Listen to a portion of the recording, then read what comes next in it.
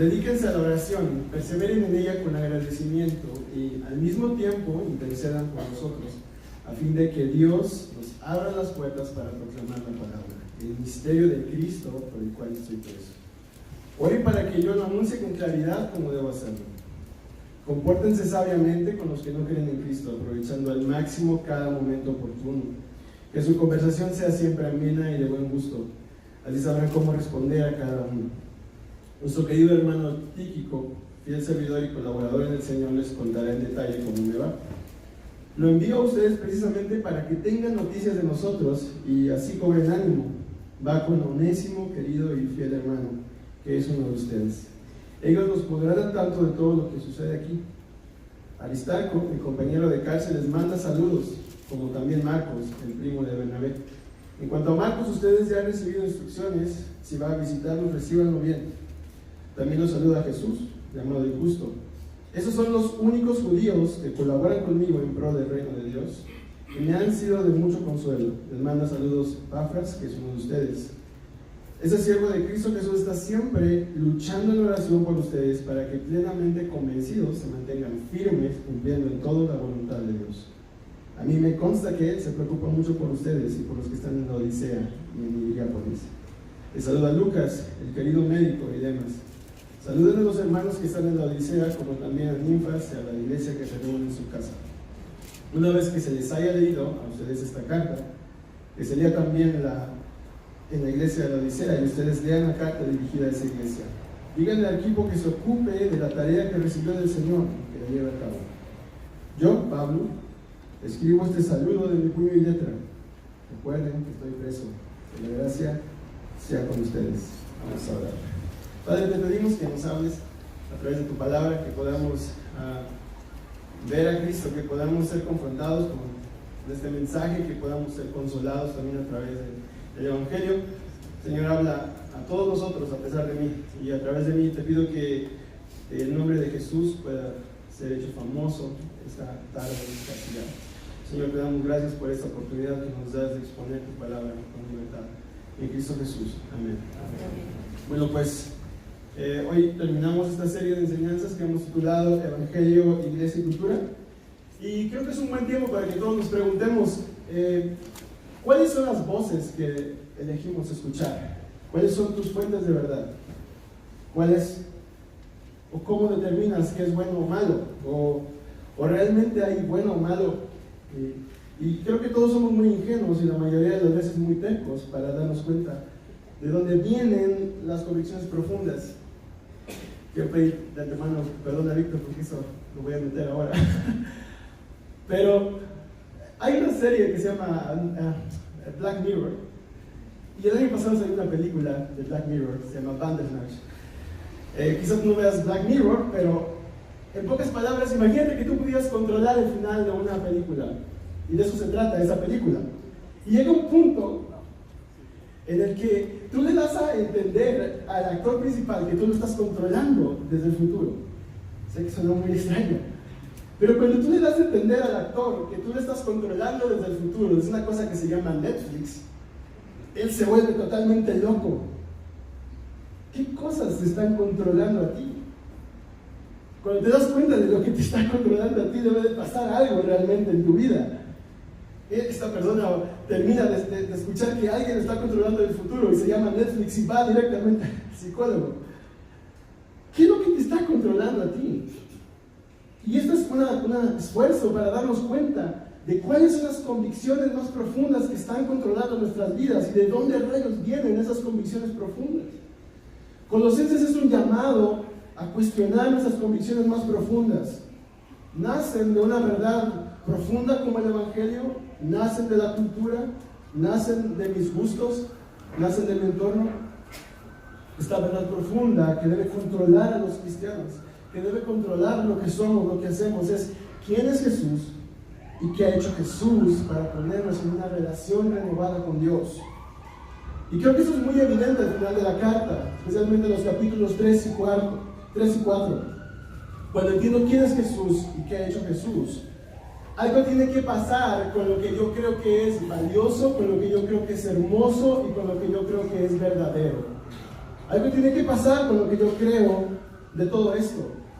Y cuando nos damos cuenta de lo hermoso, lo valioso y lo verdadero que viene del Evangelio, me doy cuenta también que la cultura me ha dicho que lo hermoso, lo valioso y lo verdadero es algo totalmente distinto. Y es por eso que abrazar la verdad de Jesús resulta en una vida totalmente inusual. Abrazar la verdad de Jesús resulta en una vida inusual. Y yo encuentro 3 llamados al final de esta carta. 2 llamados muy explícitos y uno implícito.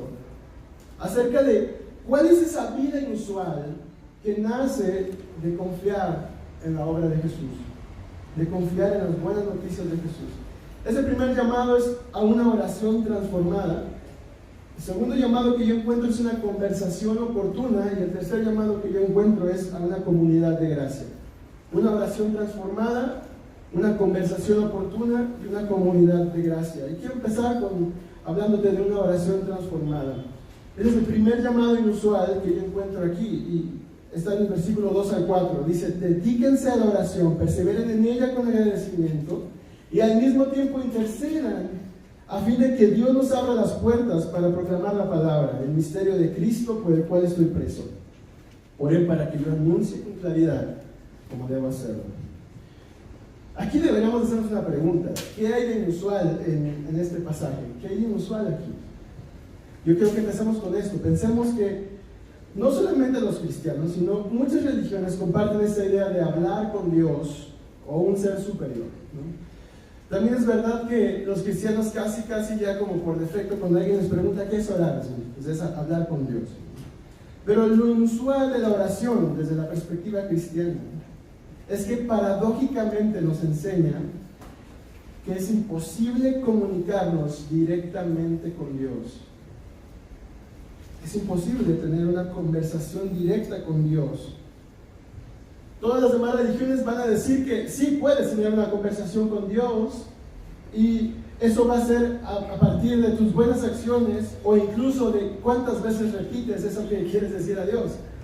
Pero el cristianismo nos muestra que es prácticamente imposible comunicarnos con Dios, porque nuestra línea directa con Dios la perdimos desde el principio. En cambio, la oración cristiana se distingue por esto. Ella siempre incluye esta frase: en el nombre de Jesús. ¿Y qué es esto? ¿Es una fórmula mágica? ¿Es un conjuro que nos abre las puertas del cielo? ¿Te has detenido a pensar en qué es esta frase en el nombre de Jesús? Orar en el nombre de Jesús es un llamado a depositar mi confianza completa en mi único acceso seguro y permanente a Dios. Irónicamente, piensa en esto: Jesús mismo experimentó el abrumador silencio de Dios que tú y yo merecíamos, para que hoy podamos hablar con Dios por medio de la oración. El llamado de Colosenses 4:2 dice esto, que tenemos que dedicarnos a la oración. Y eso es un llamado de fondo a poner nuestra confianza completa en Jesús una y otra vez en todos los aspectos de nuestra vida. Pero quiero que pienses también en esto. El mandato de dedicarnos a la oración es un mandato que puede ser fácilmente distorsionado por todos nosotros. Ya sea que seas una persona que ora muy seguido o que a veces no habla con Dios, ¿cómo describirías esas conversaciones que tienes con Dios? ¿Cómo las describes? Pablo las describe aquí como oraciones agradecidas y enfocadas en que Cristo sea comunicado. Y es por eso que es inusual vivir de ese modo, orando con oraciones agradecidas y enfocadas en que Cristo sea comunicado. Nuestra cultura, incluso mucho de la cultura evangélica, nos dice que orar es pedir. Y bueno, pedir se queda corto. Es demandarle a Dios que haga lo que yo quiero aquí y ahora bajo mis términos. Para muchos de nosotros eso es orar. Y siendo honestos, a todos nos resulta muy fácil orar de ese modo. Oramos por el próximo examen, por un mejor trabajo, por nuestra salud, por el nuevo coche, por el nuevo departamento, por saber si esa persona es o no es la buena o vamos a esperar a otra. Oramos por toda esa clase de cosas. Y resulta muy fácil pararte frente a la televisión y escuchar, por ejemplo, programas como Pare de Sufrir y burlarnos de cómo oran ellos, ¿no? Y todo lo que están pidiendo. Pero si yo pudiera grabar todas mis oraciones y luego escucharlas, yo creo que no sería tan distinto, a no ser por ese acento como brasileño, ¿no? Pero frecuentemente no encuentro un espacio para el agradecimiento en mis oraciones, pero tampoco encuentro un espacio para orar acerca de que Cristo sea conocido. En cambio, pienso que he empleado muchas de mis palabras en mis oraciones de forma muy egoísta todo el tiempo. Y piensa en esto es una evidencia de gracia de Dios. Dios nos escucha aún cuando nuestras oraciones no son agradecidas y no están enfocando a Cristo y no están proyectando a Cristo. Pero la verdad de Jesús está destinada a transformar incluso la forma en la que tú te comunicas con Dios. Alguna vez un teólogo popular alemán, no voy a decir marcas porque no voy a quemar a nadie, pero le preguntaron, oye, ¿y tú qué piensas de la oración? Y uno de los teólogos más populares dijo esto: yo no oro, yo medito. Entonces, contrasto esta respuesta con lo que yo encuentro en la Escritura, y yo pienso que esa no es la clase de oración a la que nos invita la Biblia. Oración es más que una meditación contemplativa, pero también es más que simplemente la verbalización de todos nuestros caprichos. Es más que eso. Hoy es un buen día para preguntarte cómo el Evangelio, cómo la verdad acerca de Jesús está dando forma a la manera en la que te comunicas con Dios. Aquí hay un llamado muy fuerte a cambiar los términos en los que hablamos con Dios. El hecho de que hoy yo pueda tener comunicación con Dios es consecuencia de la victoria de Jesús para reconciliarme con Dios. Eso debería proyectar, eso debería mostrar nuestras oraciones todo el tiempo. Esto cambia radicalmente la forma en la que yo me comunico con Dios. En primer lugar, ese es un llamado para hablar con agradecimiento. No necesito ganarme el mérito de ser escuchado por Dios. No tengo que repetir millones de veces la misma petición para saber que soy escuchado. No tengo que usar el vocabulario más elevado para ser escuchado. Tampoco tengo que fingir el sentimiento más emotivo para ser escuchado. Soy escuchado porque Cristo ha abierto un camino a través de lo que ha hecho para poder llegar a Dios. No sé qué piensas de esto, pero eso es transformador, es suficiente, es liberador. ¿Cómo hablas con Dios hoy? Muchas veces he sentido que soy la persona más indigna de ser escuchada, no solamente por Dios, sino por muchas personas. Pero creer esto acerca de la oración es realmente transformador. El Dios del universo se hace un espacio para escucharme, debido a que su Hijo padeció el silencio que yo merecía. Eso es realmente una verdad muy profunda. El Dios del universo se hace un espacio para escucharme debido a que su Hijo padeció el silencio que yo merecía. Si pensar eso no produce agradecimiento en tu oración, yo no sé qué va a producirlo.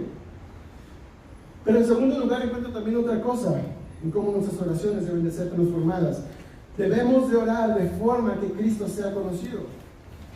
Pablo escribe a Colosenses: oren a fin de que Cristo sea dado a conocer con claridad. En resumen, es la petición que Pablo está haciendo ahí.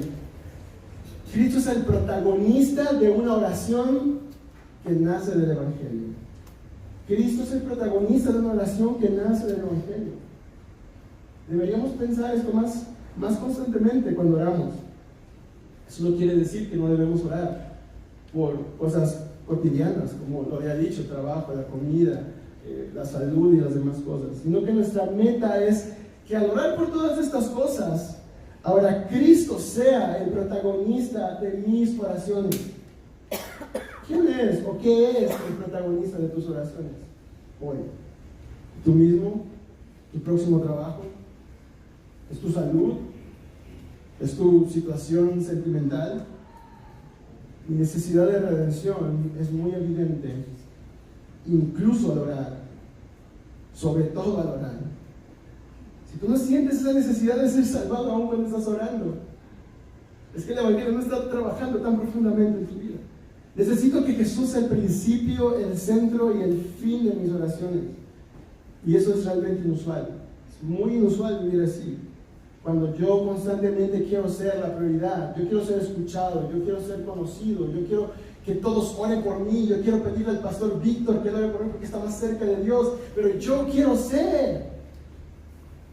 Quiero que pienses seriamente cómo el Evangelio incluye este llamado a confrontar mis peticiones, mis oraciones egoístas. Pero a la vez, como el Evangelio es ese poder para producir oraciones saturadas de agradecimiento y de Cristo. Quiero hablarte de un segundo llamado a una vida inusual que encuentro aquí. Y ese llamado es a una conversación adecuada. Eso lo encuentro en el versículo 5 y 6. Dice: compórtense sabiamente con los que no creen en Cristo, aprovechando al máximo cada momento oportuno, que su conversación sea siempre amena y de buen gusto. Así sabrán cómo responder a cada uno. Todos sabemos lo incómodo que es pararte frente a una persona con la que es muy difícil hablar. Y esos segundos de silencio que son eternos, ¿no? Y dice: ¿ahora qué le digo? No, está haciendo mucho calor. ¿Qué hablo con esa persona? Pero ve, quiero que pienses esto: los cristianos somos muy expertos en arruinar esos momentos oportunos de los que Pablo está hablando. Somos culpables de matar abruptamente buenas conversaciones, y lo digo por experiencia personal. Tendemos a pensar que lo más importante es: tengo que entregar el Evangelio a esa persona y ya, esperar su respuesta y ya, es todo lo que tengo que hacer. No tengo que esforzarme por preocuparme por su vida, por cómo ella está, ni nada. Y tenemos como esas frases, ¿no? Dios es soberano, y siempre acompañada de la hermana, ¿no? Todo tiene un propósito. Si es la voluntad de Dios, va a pasar. Solo necesitas tener más fe. Sonríe, Cristo te ama. No te preocupes, todo va a salir bien. Y la última, ¿no? Voy a estar orando por ti. ¿Cuántas veces has usado o escuchado una de estas frases como una vía rápida para terminar una buena conversación? Tenemos un llamado inusual aquí a vivir de forma que tengamos conversaciones adecuadas, especialmente con aquellos que no creen en Cristo. Y como lo mencionaba anteriormente, y se ha hablado de esto ya en partes de esta serie, Pablo tiene un patrón al escribir sus cartas. El primero nos dice quién es Jesús, qué ha hecho Jesús, y después nos muestra cómo eso que ha hecho Jesús tiene que transformar profundamente mi vida. Y ahorita estamos viendo cómo ese Evangelio tiene que transformar profundamente mis conversaciones. En 1974, un pastor muy conocido, llamado Francis Schaeffer, predicó en un congreso mundial en Suiza. Su sermón fue muy bueno. Su sermón estaba titulado "Dos contenidos, dos realidades". Y Schaeffer preguntó esto: ¿cuál es la tarea del cristianismo en el mundo hoy? Imagínate, él estaba en un congreso de evangelismo, ¿no? Todo el mundo, ¿no? Pues, el evangelismo es la tarea más importante del cristiano hoy.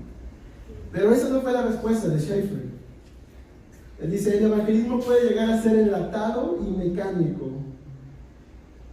como una estrategia de mercado, ¿no? Ya sabemos nuestros puntos y queremos simplemente llegar con la persona y descargar ese mensaje y esperar la respuesta. Si no hay una respuesta positiva, next, que sigue. Y así vamos, ¿no? Entonces, Schaeffer habla de algo más. Dice que el evangelio, como parte de algo más grande, puede llegar a ser convincente e incluso cautivador. Pero ¿qué es esto más grande de lo que habla Schaeffer? Y hay dos cosas que creo oportuno que recordemos hoy. Él habla en primer lugar de respuestas honestas para preguntas honestas. ¿Qué quiere decir él con esto? El cristianismo demanda que debemos tener, escucha esto, suficiente compasión para aprender las preguntas de nuestra generación. Suficiente compasión para aprender qué está preguntando la persona que está a mi lado, qué está preguntando mi jefe, qué está preguntando mis compañeros en la escuela, qué está preguntando la gente de aquí, de la iglesia. Debemos escuchar respetuosamente a nuestro alrededor y tratar de satisfacer las preguntas desde la sabiduría del Evangelio. Pero él también habla de otra cosa. Él habla de la belleza de las relaciones humanas. Dice: el cristianismo verdadero produce belleza. No solamente ortodoxia, no solamente sana doctrina, produce belleza en tanto que sea verdad. Si no mostramos la belleza de la manera en cómo tratamos a las demás personas, a los ojos del mundo y a los ojos de nuestros propios hijos, vamos a destruir la verdad que proclamamos. Una verdad doctrinal en papel a una iglesia puede hacerla sentir orgullosa. Podemos decir, nosotros creemos esto y somos orgullosos de lo que creemos, pero eso no nos va a hacer convincentes hasta que mostremos la belleza del Evangelio. ¿Cómo estamos respondiendo a las preguntas de las personas? ¿Cómo estamos cultivando belleza en nuestras relaciones? Esa es una evidencia de que el Evangelio está siendo entendido y abrazado profundamente. ¿Cómo la doctrina del Evangelio, cómo lo que creemos del Evangelio está creando la cultura del Evangelio, está creando la vida del Evangelio? En la mente de muchas personas está esta idea de que el cristianismo es un tipo de santurronería aburrida, en donde incluso la risa ya es casi una herejía. Pero eso no viene del Evangelio, eso parte de nuestros corazones quebrados. El Evangelio me llama a vivir inusualmente, presentando la belleza y la verdad de Jesús, del mensaje de su obra, la belleza y la verdad del Evangelio. Van juntos, no están peleados. ¿De qué forma hoy estoy ayudando a los que no creen en Cristo a encontrar respuestas oportunas? ¿De qué forma tú lo estás haciendo? O simplemente de qué forma estás oportunamente escuchando a otros que necesitan ser escuchados, sin necesidad de que tengas que descargar las 4 leyes espirituales y la oración del pecador y todo esto. ¿De qué forma estamos nosotros ayudando a otros a encontrar respuestas oportunas? A veces nuestras conversaciones parecen más interrogatorios de la Santa Inquisición, ¿no? Buscando toda mínima ápice de herejía y falta de fe para confrontar al hermano, ¿verdad? Olvidando que el Evangelio también nos invita a simplemente llorar con los que lloran, celebrar con los que celebran. ¿Hay algún grupo de personas o hay alguien con quien te sea difícil tener una conversación hoy? Pueden ser los ateos, puede ser gente de otras religiones, o incluso de otras tradiciones cristianas también. Pueden ser los de izquierda, pueden ser los de derecha, pueden ser los ricos, pueden ser los pobres, o incluso puede ser alguien de tu propia familia con quien te cuesta mucho trabajo tener una conversación. Pero por medio del Evangelio soy retado. No es fácil, es duro, es difícil, a responder con gracia y verdad. Aun cuando pienso que muchas personas no merecen esa conversación, no merecen respuestas. Pero necesito que mis conversaciones sean moldeadas por la gracia que he recibido en Cristo. Puesto que Dios hace exactamente lo mismo conmigo. Como lo he dicho anteriormente, no teníamos derecho a una audiencia con Dios. Pero Jesús intercedió por nosotros y nos trajo a una conversación transformada con Dios por medio de su vida, de su muerte y de su resurrección. Nuestra relación con Dios es una conversación transformada a través de lo que Jesús ha hecho. Y es por medio de esa conversación transformada que todas nuestras conversaciones, aún las más difíciles, pueden ser también transformadas. ¿Con quién es tu conversación más difícil? ¿Con quién te cuesta trabajo, verdad? Trae esa conversación al poder del Evangelio, pues desde ahí radica el poder para conversaciones con gracia. Por último lugar, quiero hablarte de un llamado que me parece implícito en el pasaje, que es un llamado a una comunidad de gracia. Y eso está exactamente a partir del versículo 7 en adelante. A diferencia de los puntos anteriores, este me parece un llamado implícito, es decir, no está tan claro en el pasaje. Pero creo que esa verdad aparece entre líneas en estos versículos. El Evangelio, fácilmente todos podemos decir, es poder para reconciliarnos con Dios. Pero quiero que pienses esto. También, como consecuencia de esa reconciliación, es poder para reconciliarnos con todas las personas. En Colosenses 3:11 vimos esto. Esta es una nueva naturaleza en donde no hay griego, no hay judío, no hay circunciso, no hay culto, no hay inculto, esclavo ni libre, sino que Cristo es todo y está en todo. Entonces esto va en contra de toda la forma de pensar romana, que es el contexto de este pasaje. Incluso hoy en día esto es tan glorioso para nosotros. El Evangelio crea una nueva comunidad que tiene como centro a Cristo, es lo que Pablo está diciendo. Y esa sección está llena de nombres, si te das cuenta, son nombres que quizás no conocemos, pero son evidencia de esto, y quiero mostrártelo. El Evangelio crea una comunidad de gracia, es decir, una comunidad que no está determinada por la raza, por el estatus económico, por la postura política o lo que tú quieras. Es una comunidad creada y sostenida por la iniciativa de Dios mismo. Una comunidad moldeada por quién es Jesús y qué ha hecho Jesús para redimir el mundo. Aunque en esta tarde tú no te consideres cristiano, no puedes negar ese anhelo de comunidad que todos compartimos. De alguna forma, incluso el hecho de que estés aquí es una evidencia de ello. Y lo increíble de esta comunidad de gracia de la que te estoy hablando es que, a diferencia de las demás comunidades, para pertenecer tienes que considerarte indigno de pertenecer, mientras depositas tu confianza en Cristo, quien te hace pertenecer. No necesitas impresionar a nadie para pertenecer a la comunidad de gracia.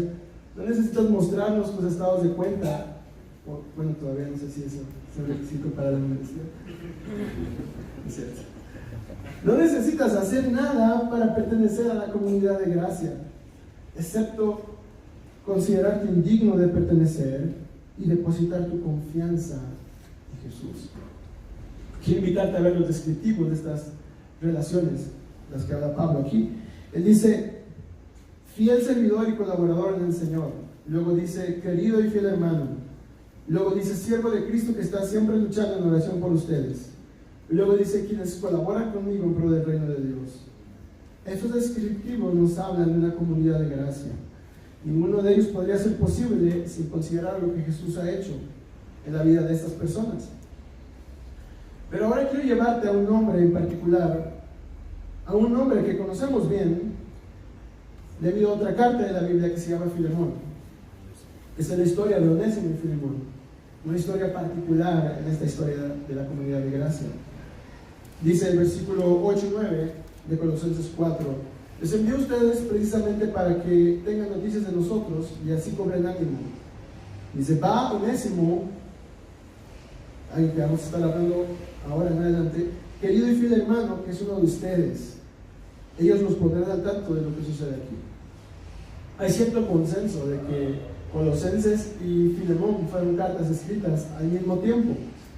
Tienes que darte el tiempo de leer Filemón, es una carta muy pequeña pero con mucha riqueza, es una carta muy personal también. Algunos van muy lejos aún y dicen, realmente la intención de Pablo era escribir Filemón y dijo, bueno, pues ya que va una carta personal, pues va la carta a Colosenses también. Pero eso es una teoría solamente, pero quiero que piensen la importancia de esta historia. De lo que sí tenemos certeza es de que el Evangelio crea una comunidad de gracia. ¿Quién era Onésimo? Onésimo era un esclavo que había huido de su amo Filemón por motivos de robo o alguna cosa parecida, que posiblemente había conocido el Evangelio con Pablo en Roma o en el lugar donde él estuviera encarcelado. Y ahora Pablo aboga por Onésimo, por su amo. Imagínate lo desfavorable de la historia de Onésimo. Él era acreedor de terribles penalidades. ¿Por qué? Porque era un esclavo y porque había huido. Entonces él podía ser fácilmente castigado como escarnio para todos los demás esclavos que hicieran lo mismo. Estaba en una posición totalmente desfavorable. Piensa simplemente en la institución de la esclavitud en el tiempo de Pablo. Estaba fuertemente arraigada a la cultura. Qué duro, qué difícil era para un cristiano, desde la perspectiva del Evangelio, pensar en la esclavitud. Entonces Pablo intercede por Onésimo ante Filemón. Pablo ha experimentado el poder del Evangelio. ¿Cómo podría eso transformar esta relación tan complicada de amo-esclavo?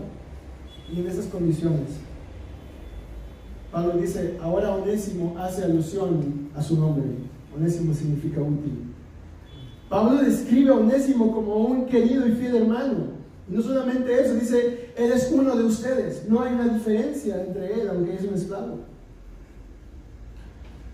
Y entonces Pablo en Filemón nos habla de cómo la doctrina de la sustitución, es decir, de cómo Jesús se puso en nuestro lugar para recibir nuestro castigo y darnos este estatus de hijos. Es capaz de transformar nuestras relaciones. Él dice esto: si te ha perjudicado en algo, te debe algo, cárgalo a mi cuenta. Pablo está diciendo esto. Dice, yo Pablo lo escribo con mi puño y letra, yo te lo pagaré. Esa es una pintura hermosa que refleja el cuadro original de cómo Jesús pagó por nuestros pecados. Él absorbió nuestra infinita deuda con Dios. Todos mis pecados fueron pagados a la cuenta de Jesús. Pero eso no nada más es algo que permanece intangible y súper espiritual adentro de mí.